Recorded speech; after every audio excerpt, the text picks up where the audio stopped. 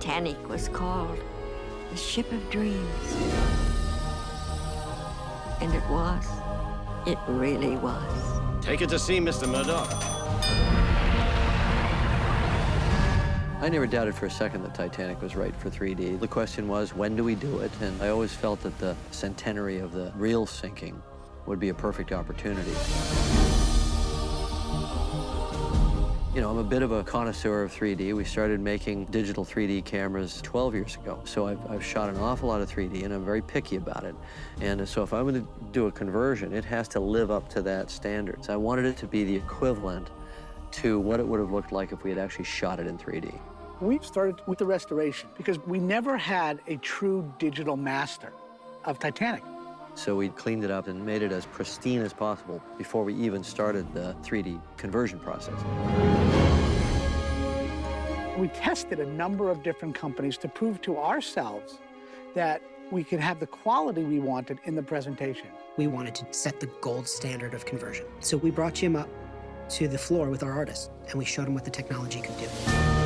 Titanic's my baby, so of course I'm going to roll up my sleeves and get involved in every step of that process. Every frame is looked at as a work of art.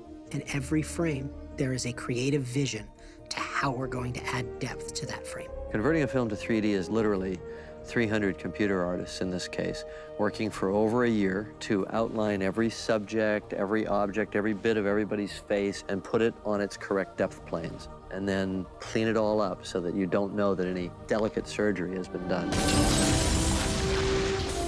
You try and get it to the place where it's how an audience would believe they would see the world. 3D is not a world coming out of a window.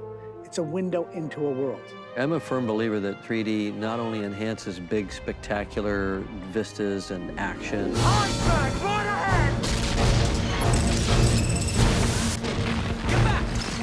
but it definitely enhances small human interaction. Intimate moments are very powerful in 3D because you feel like you're really there. Jack! This is where we first met.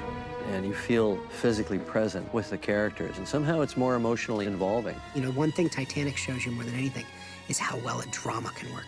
And you feel like you're on the boat with them. God almighty.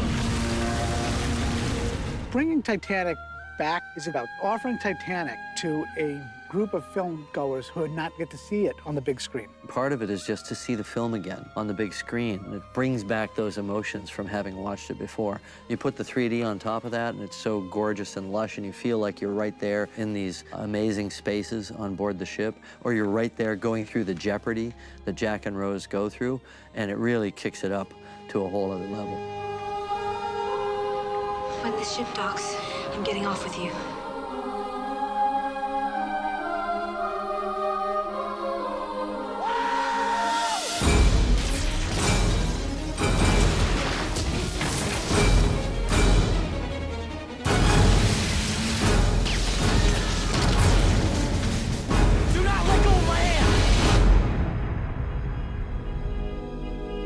I'll never let go.